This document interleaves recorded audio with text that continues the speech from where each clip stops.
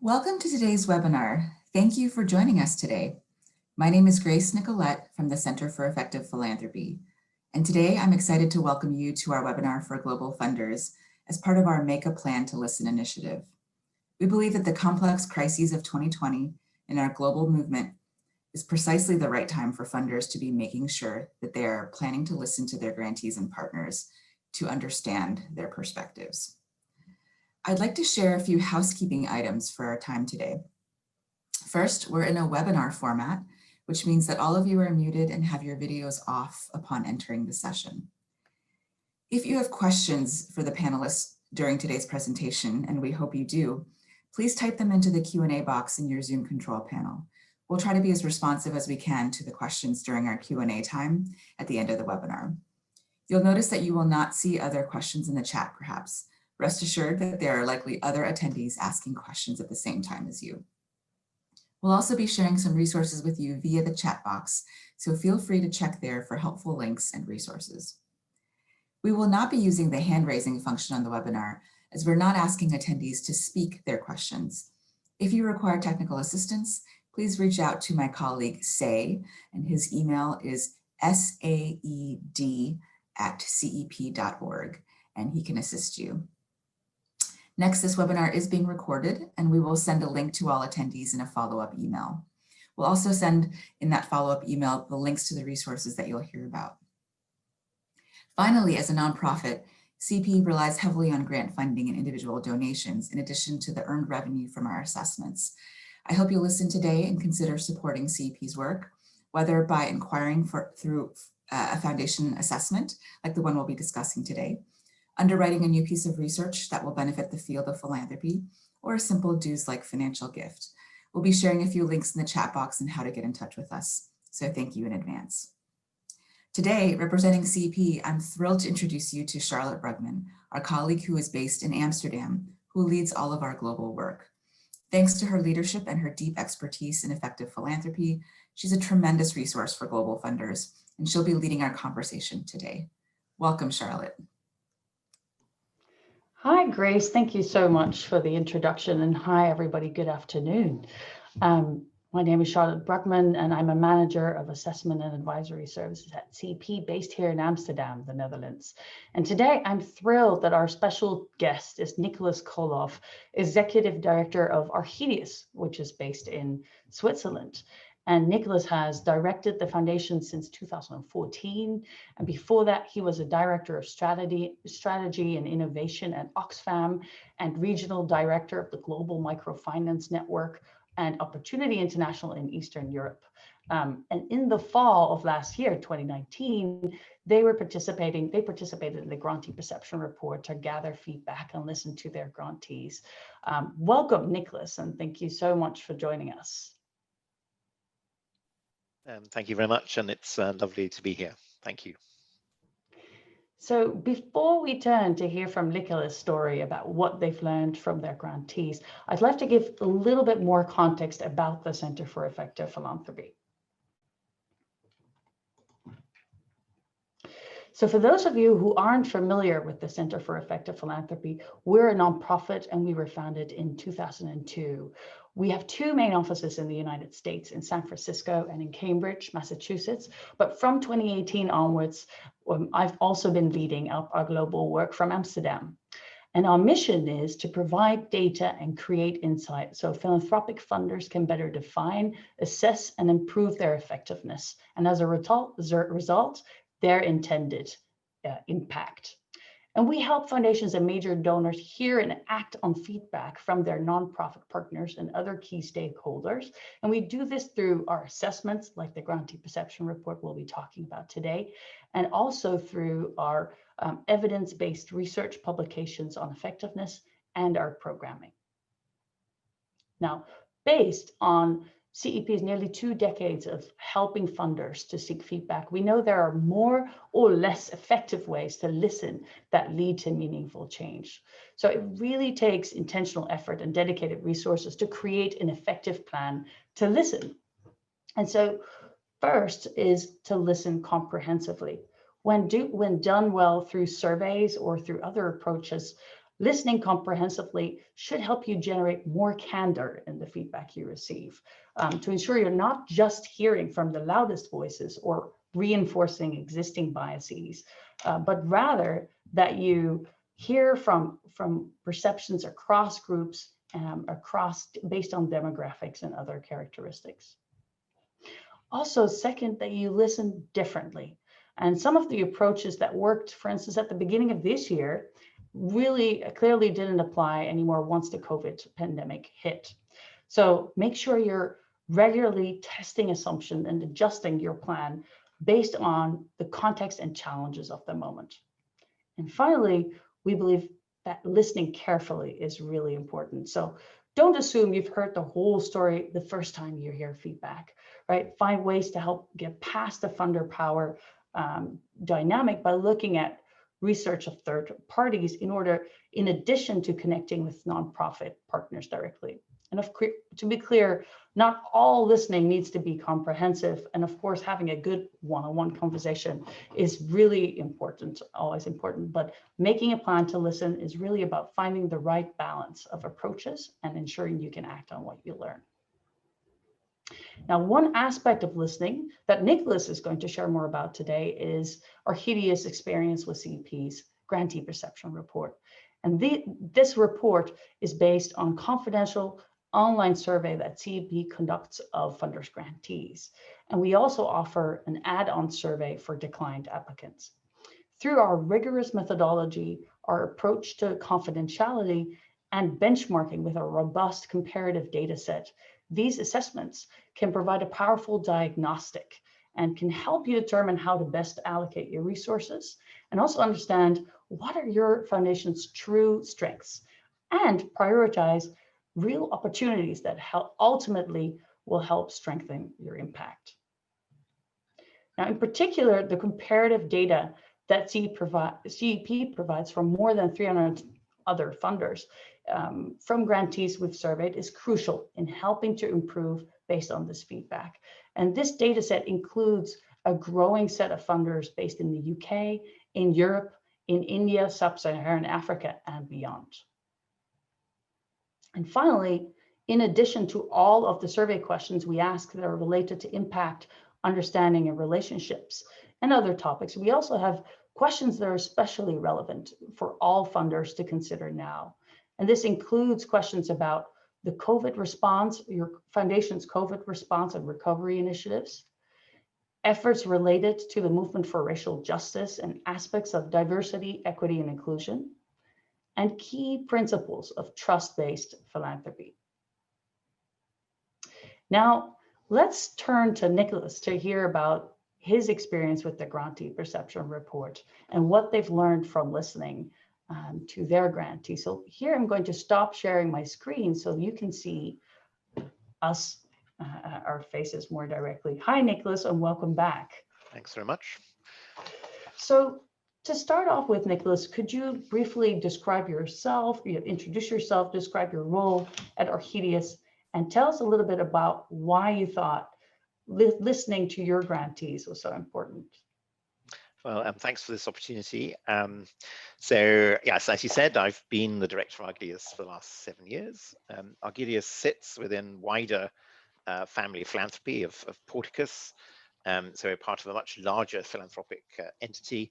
Argidius itself works in primarily Latin America and Africa on social enterprise development, on helping social enterprises with their own capacity building needs, and also with access to finance. And we work with a range of partners from large international organizations, NGOs, networks, right the way down to local organizations in the field. One of the things we say to our partners is it's really important to be clear about how they monitor and evaluate their own work. And it's also very clear that they walk their own talk when it comes to helping social enterprises, for example, to do their strategic planning or whatever. And so therefore, we thought it was sensible ourselves to walk our own talk and see what our partners thought about us and our performance, and also to utilize that candid, as you said, confidential feedback to make adjustments to what we do. So it's very much driven by, we can't ask people to be transparent and open with us if we're not going to be transparent and open, first with ourselves and then with the wider world as to how we're doing. Thank you so much, Nicholas, for sharing that. And, could you walk us through what you've learned from your grantees? So what are the most important findings that stuck with you once you did the grantee perception report in terms of what you want to act on? Yep. And here, if you'd like, I can share some of the ratings that we saw in your perception report, if that's okay with you. Sure, well, that's absolutely fine. The report is on the website, I think, or is about to be. So people will be able to see it all themselves. Yeah. So I think starting in sort of from the thing that was most exciting and gratifying was the level of perception of our knowledge of our own field and how we were building knowledge in the field. So where the result was very strong. So that was slightly surprising, the extent of its strength, but it was very gratifying and very, very, very supportive.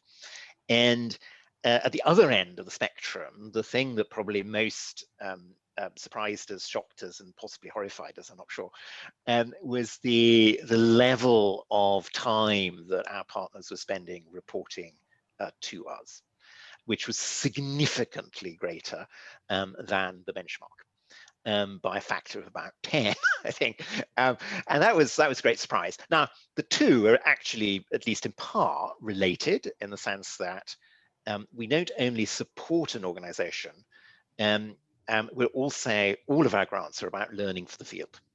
So yes, we are collecting a significant amount of data from our partners as they work with the underlying entrepreneurs.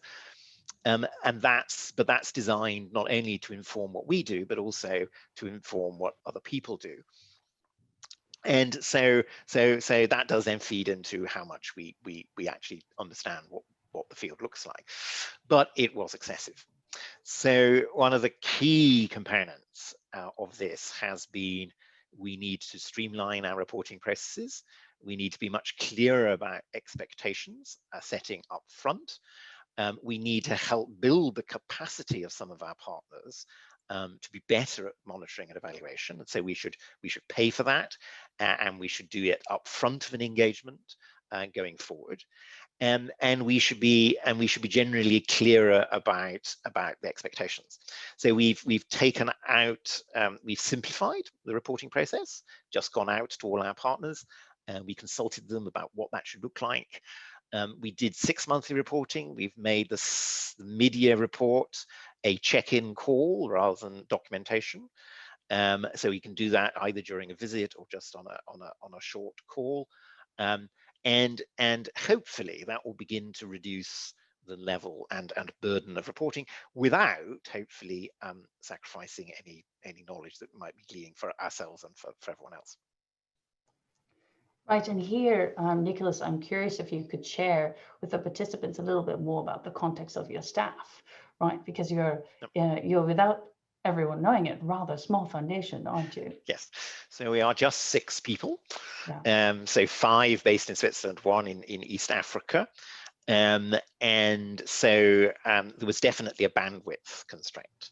So, and many of our grantees through the report suggested that was probably one of the reasons why that, for example, our responsiveness was not as high as it could be, and because we're responding to a significant portfolio, but also we're actually, because part of the strategy is to influence others, at least 2 of us spending a lot of time externally focused. So we were able to use the report to lobby upwards, both initially our own board, but then the wider Porticus structure. And from next year, we will have additional administrative capacity. So hopefully we'll improve our responsiveness. But also we've produced a welcome pack. So now every new grantor will get, as we sign an agreement, a very much clearer description of what we can and cannot do. and how we cannot help. It also helped team discussions, because apart from me, the team is a group of obsessive perfectionists and and enthusiasts. And these two things mean that when you take something on new, you don't necessarily think about what you're not going to do. And actually having this recognition of where we sit in relation to the interactions with partners has helped us think about, okay, well, we do really need to be better at prioritizing. We do need to think every time we decide to do something new, what are we going to drop?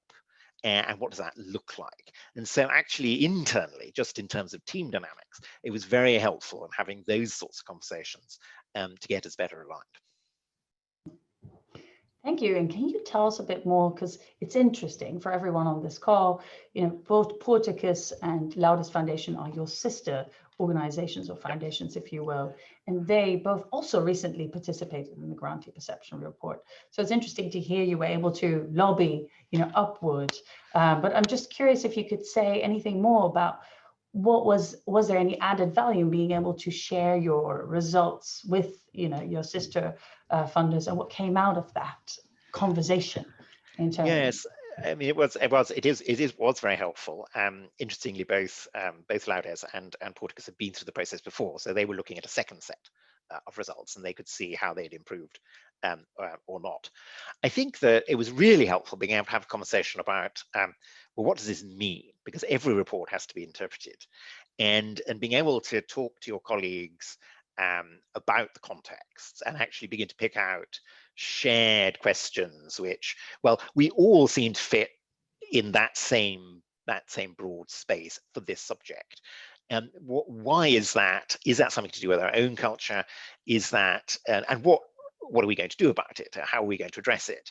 And what ideas then emerged from that? So it was really helpful having that kind of conversation.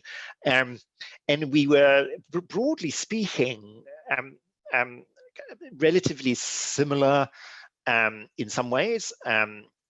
Porticus is probably more heavily relational than we were. And that follows on from their culture of very strong relationships with partners over long periods of time. We were probably higher on knowledge and understanding the context. So it was good to trade off, because then you could say, well, how do you do that? And what does it mean for us to be sort of impact and data obsessed, and what does it mean for you, Porticus, to be highly relational? And how do we learn from each other? Because there are areas where our weaknesses are reflected in your strengths. That's great to hear. And just what did you find hardest, or are you finding hardest, since you got the results not that long ago? What is toughest to change? Toughest to change is the balancing between what we want and need to know, and how you support people to provide that without overburdening them. So I think that's been the real challenge, because we don't want to lose that very important knowledge edge, if you like, because it's not just for us, it's for the sector as a whole. And at the same time, we recognize that this is an unsustainable burden, or it is, but it's sustainable, but it's certainly a burden. And so how do we intelligently lighten that? And again, if you've got a team who want to know everything, which they do, which is a good thing on level, and how do you realize that actually you can't know everything? And there are certain things that you have to be more relaxed about not knowing, and how do you create that kind of culture? So those are things that have been really the hardest, I think. And also, of course, because we're a small team, actually finding the time to do these things, to construct the welcome pack, to go through the reporting. And we have helpfully external consultants, for example, to help us with the reporting piece, and simplify that. And we had borrowed them, in a sense, from the experience of Laudes, our partner foundation, who'd gone through the same or similar process. Yeah, And how was the experience for you to go through the grantee perception report itself with CEP? The process itself was, I think, really very straightforward. I think that we understood what was required of us. We think we settled on those specific questions that are for ourselves relatively straightforwardly. I think the feedback and understanding the report was really helpful. We incorporated our own board in that process, so they themselves had first sight. So it wasn't our interpretation of the report to them, but it was your interpretation of the report, or your context of interpretation of the report to them. So that was really helpful. And I think that you felt a strong confidence that this gave you a really good picture of your partners, and a lot of food for thought about, well, what we need to do next, and also what trade-offs there might be. Because nobody, fortunately, interpreted this as you must be there, but if you are there with this piece, then perhaps there you probably maybe not be able to be there with that piece, and that makes sense. So this is an intelligent thinking about what's possible to improve, not creating yet another sort of rod for one's own back on we must get to that. Though I must say there's a certain element of competitive jocularity between ourselves and Laudes and Porticus on this subject. But that's great to hear. At this point, I'd like to invite Grace back in to see if there are questions from the audience. So far, we don't have any, so I'd like to encourage everyone to enter your questions. I have a question that I wanted to ask Nicholas that has come up in the context of other events like this that we've done. You mentioned that you sort of brought your board along early. What was the stakeholder sort of management piece of this? Because I imagine that depending on the dynamics that one has with their board or with their grantees, one's approach to a process like this could be quite different. And I'm just curious if you could speak a little bit about what that was like for you. Yes, so it was certainly advantageous that because we sit within this philanthropic space, we have overlapping board members. So we had board members who had been exposed to CEP before because they sat on Porticus related committees. So that was helpful. I think that there's an element, there's a level of trust you want to have with your board before embarking on this, by which I mean, for us, every decision we make is our success and our fault, and it's collective. So there's never been a moment in the 7 years that I've been here that we've had to report on something that hasn't worked, which is become, so why have you failed? It's always why have we collectively not made the right decision, or more importantly, what are we learning from something that hasn't unfolded? And so in that kind of culture, this is a way of enriching the conversation with external evidence about how do you become better. I think it would be more challenging if the relationship between board and team staff was not necessarily conflictual, but more, you're delivering and we're checking on you. And I've sat on boards like that. Because I do think it needs a certain amount of teasing out of what does this mean. And I was very impressed, even though I got a new chairperson betwixt commissioning the survey and actually getting the results, that they handled that really consummately well and really clearly. So, like any evaluation process, I think it works if all the stakeholders recognize it as a piece of critical and important information that you're using to achieve something better, rather than seeing evaluation as it often is treated as, success or failure. And because always, of course, it's also true that if you are evaluated, the first things you go to are the negatives. I mean, having Of been course. somebody who's evaluated programs, that's exactly what you do.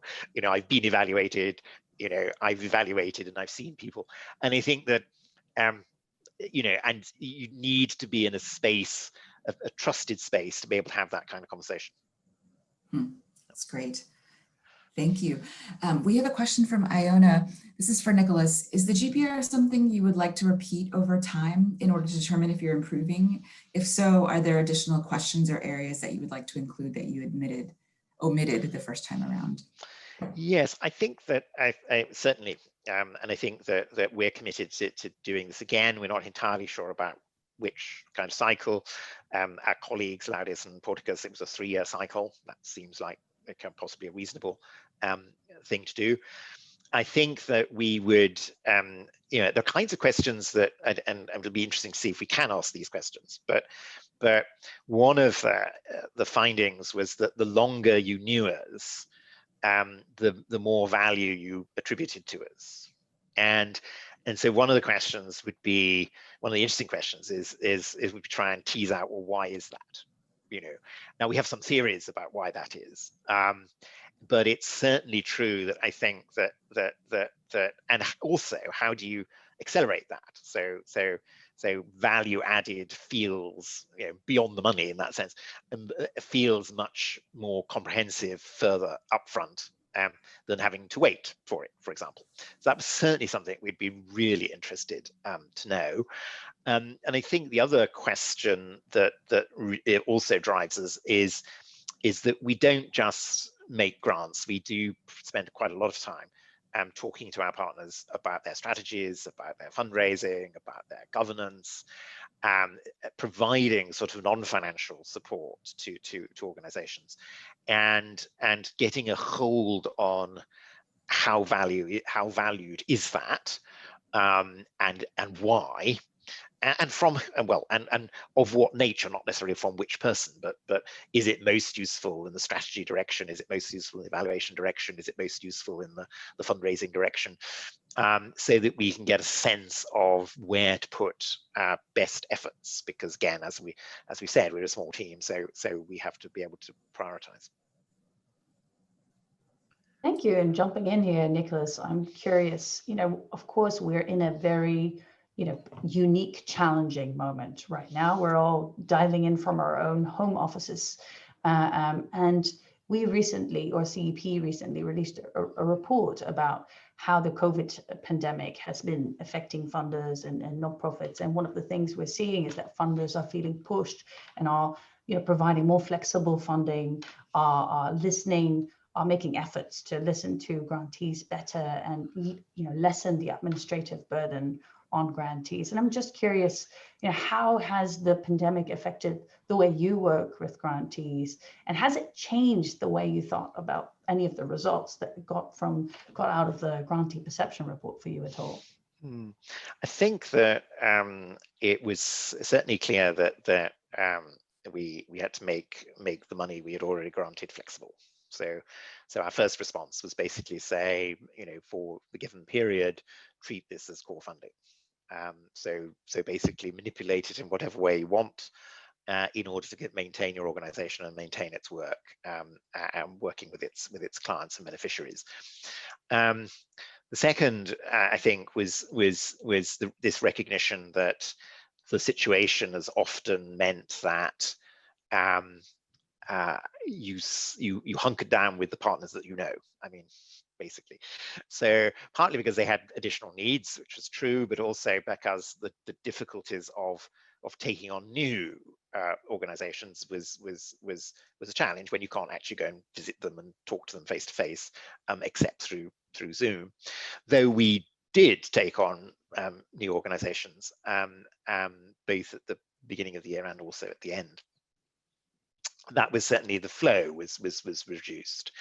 I think that the non-financial piece became increasingly important. So one of the things we offered to all of our partners was emergency coaching, because, you know, for many of the organizations we work with, they're relatively new. They themselves are relative startups, because social enterprise development and enterprise development in general is a relatively new area. And that's, I've just seen the evaluation report for that, and it's very, very positive. Just reading through the quotes is quite, it makes one quite emotional, really.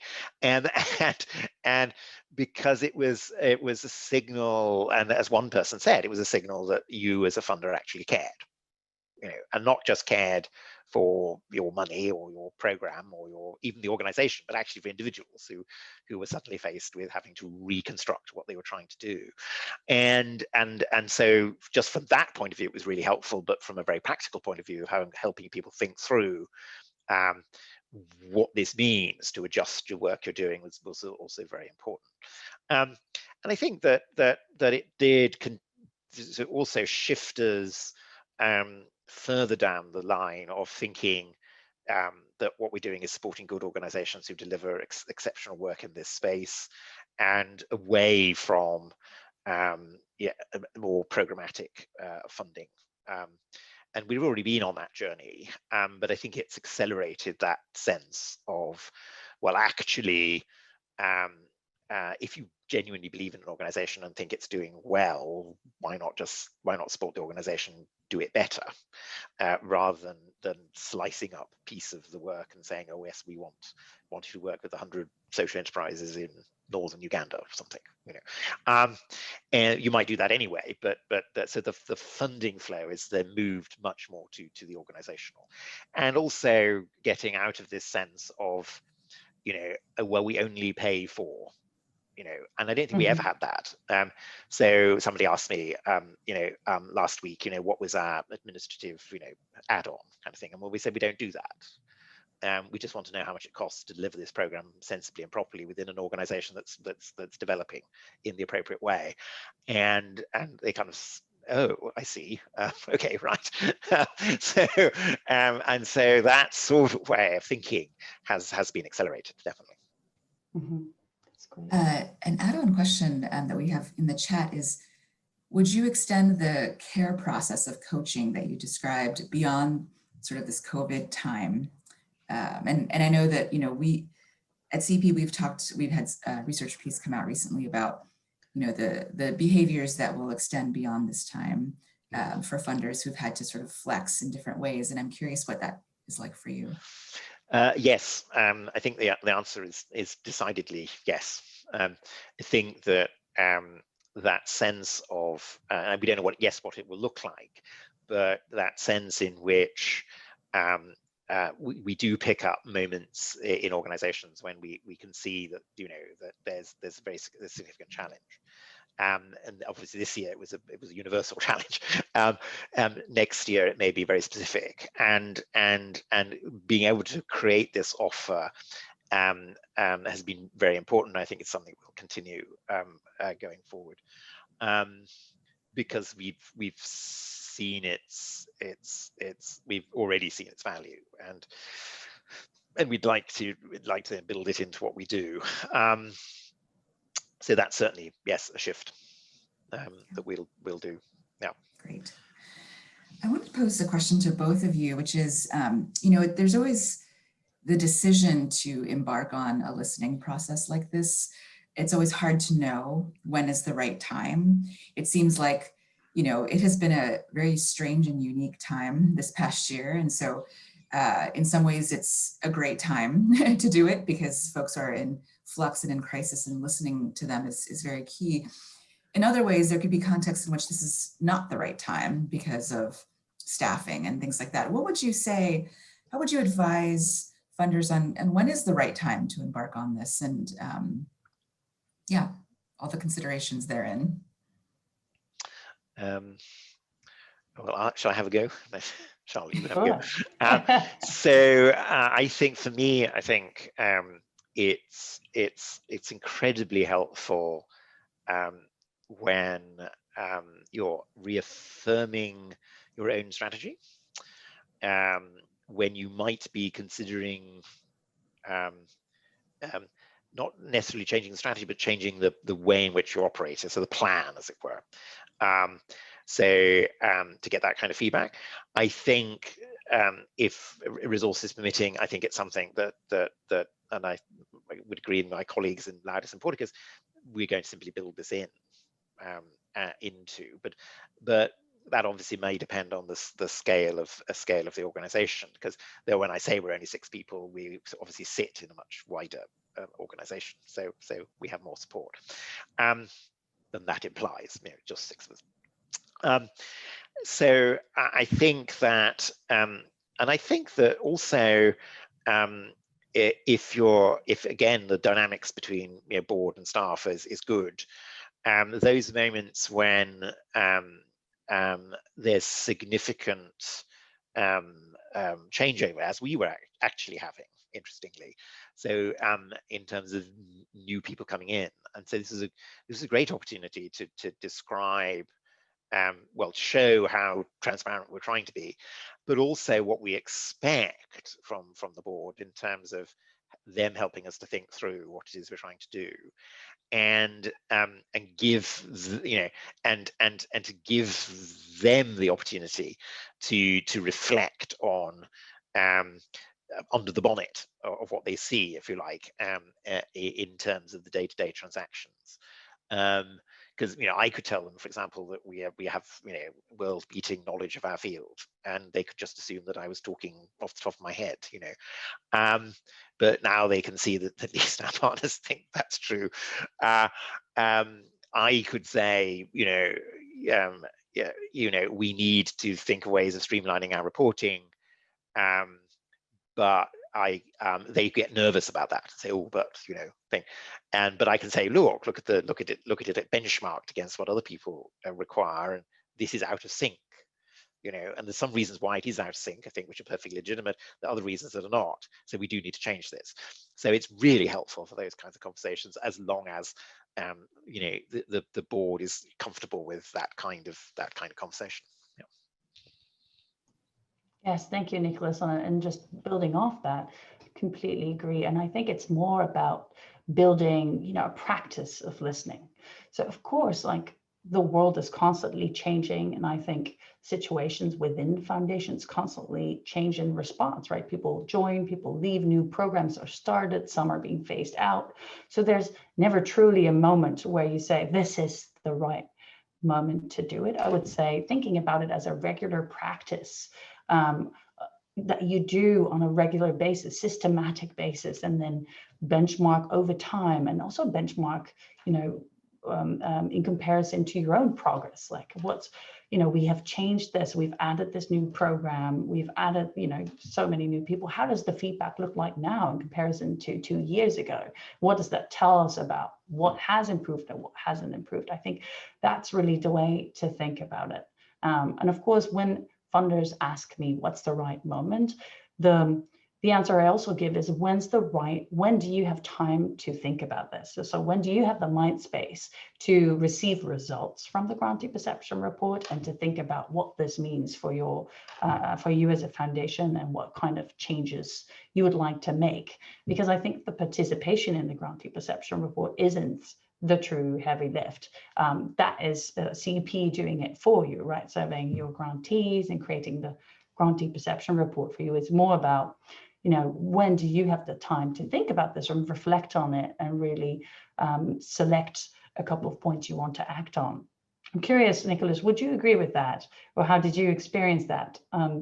The process versus the process of acting on the results and reflecting on what you've heard. You're on mute at the moment, sorry. The process of reflecting and responding to what one's heard was much more arduous than doing it. You did it in that sense, and our partners, of course, by responding. And so that piece, where it lands, I think is interesting. I mean, I think we were very happy that we did it in September and got the results at the end of the year. Because then we could pick that up in the beginning of the year, and it actually, we have an annual learning event for the board, where we just don't discuss anything but what we've learned and or are learning or would like to learn. And so that, and that's usually been in January, and we were just able to slot it in quite nicely. for that. And interestingly, everyone came, so because it's voluntary, so it's voluntary for the board. And on this occasion, everyone came, which is interesting. That was good too. So even within the year kind of cycle, it's quite important to where do you locate it, depending on how you're structured. It's great. I know we're almost out of time, and I wanted to squeeze in one last question from the audience. How do you determine when you're out of sync with the benchmark for a legitimate reason and you don't see value in adapting your practices? Charlotte, I know this is something that does come up. There sometimes are reasons why, a particular benchmark may be lower than typical, the rating would be lower than typical, lower than the benchmark. How do you address that? And curious also if Nick has ideas. Mm-hmm. So the question is about being out of sync with the typical, so being higher or lower. Right. Nicholas, I'll let you respond to this first, and then I'll offer my thoughts. Well, I think that for us, the reporting one was really interesting because we were definitely out of sync. So I think that, but the conversation was really interesting because as we looked at it, we began to think, well, yes, there are really legitimate reasons for this because we are trying to create a public good for this data, and we're getting there, and this data doesn't exist anywhere else. And we know that, we've tested that out now. And so yeah, our reporting demands are going to be probably higher in order to get this data, but it's not just for us, it's actually for everybody, including the people we're working with. So yes, we probably do need to think about adjusting it, as I've said, but you would expect it to be out of sync. So if I genuinely think, if we do this again in 2 years' time or 3 years' time, it will probably still be out of sync. It will be improved, hopefully, and certainly the amount of time spec will have changed, but it may still be out of sync because there's a level of demand in order to create the knowledge we want to create that you can't get around it. So that was a good example of thinking, well, no, there are reasons for this, which are good. There are reasons that are not so good. So can we separate those out? Do we have to be nervous about, oh gosh, what happens next time? Well, we can see how it's hopefully improved, but that we don't expect to be first in class against the benchmark. I'm comfortable with. Yeah. Thank you. And I would just say, it really depends on your unique strategy and context. So the Grantee Perception Report is such a comprehensive survey, right? 48 questions, including a load and variety of different topics. And I would say not being out of sync doesn't always matter, right? It matters. You have to look at it with the lens of your own foundation strategy, really look at what matters most to us and what do we find really important. And those measures, yes, you might want to be higher than typical or in the top 10% of our data set, but that you cannot be in the top 10%, or it's really hard on all 48 questions that we ask. Right, so I think that's a really important. And then it's about what are examples of funders that are doing really well and are rated really highly, and what can we learn from them, and what can we learn from folks within the foundation that are we see differences across how different groups of grantees are rating depending on which program they're in, or where they are based, or which program officer they are working with. So I think there's also a lot to learn from each other internally. And with that, I know we're at time, so I just wanted to make sure that I share my screen and you know how to reach us. So I just wanted to make sure I'm going all the way to the end to thank everyone, thank Nicholas for joining us today. Thank you so much, Nicholas, for joining us and making time. And thank you, Grace, for sharing the questions. It's really easy to participate in the Grantee Perception Report. Just shoot me an email at charlotteb@cep.org. Or if you're based in the United States, you can contact my colleague, Austin Long, at austinlong austinl@cep.org. And with that, I just want to say thank you and wish all of you a great afternoon and day, and happy holidays, everybody. Take care. Thank you. Bye-bye.